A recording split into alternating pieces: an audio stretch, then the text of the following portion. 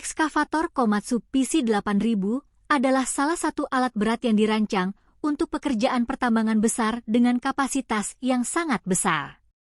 Berikut adalah spesifikasi utama dari Komatsu PC8000.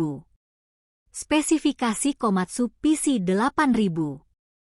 Kapasitas bucket 42 M untuk model front shovel, 42 M untuk model bahoy.